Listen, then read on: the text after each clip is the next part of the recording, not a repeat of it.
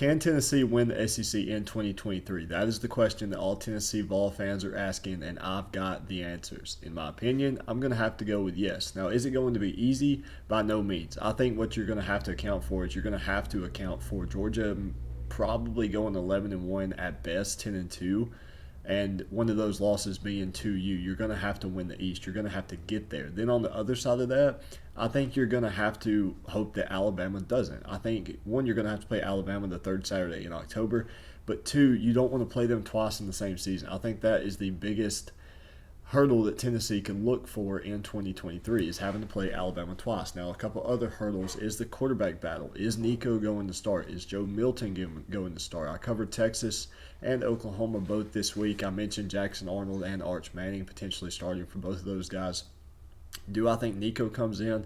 I think it's a possibility. Joe has struggled with his accuracy, and if he's starting to turn the ball over early in the season, then you could be looking at some trouble.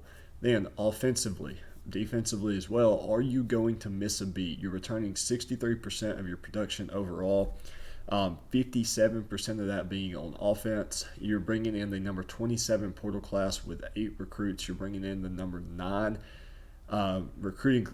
27 transfer portal class, and then the number 9 recruiting class. So you've got an influx of good young talent. It's just a matter of how quick are they going to get on the field and how quick do they get a grasp on this Josh Heupel philosophy and scheme.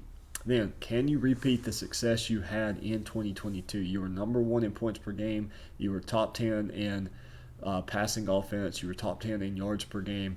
All the good things that you can do offensively is all negated when you're 128th in passing defense in the country. That's how Alabama was able to put up a lot of yards and score a lot of points on you. It's how South Carolina was able to beat you last year.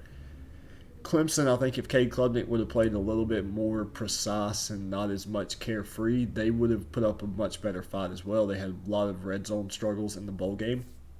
I think if you can fix those things, you're going to be looking at a good chance to win the SEC in 2020.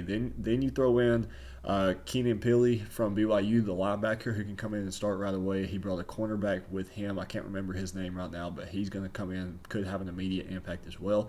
Then Deontay Thornton, the speedy wide receiver out of Oregon. He's going to come in and start, replace Jalen Hyatt. This is a good brew for Tennessee.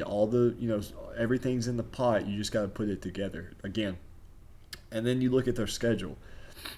I think you're looking at a 10-2 season for Tennessee because you have to play Georgia, you have to play Alabama, and then, like I said, if you make the SEC championship, you're going to have to play one of those teams, or you're going to have to play Alabama again more than likely.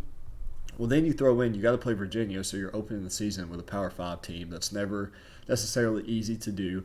Then, 2 weeks later, you go to Gainesville. Now, the Gainesville game for me is a trap game. You beat Florida last year in Knoxville, very close game there at the end. Well, let's look at Florida and Utah from last season. Utah was 100% the better team in that game, but Florida was able to pull something out at home early in the season. It's the same recipe for disaster that Tennessee is going to be facing. It's week 3. It's in Gainesville early in the season.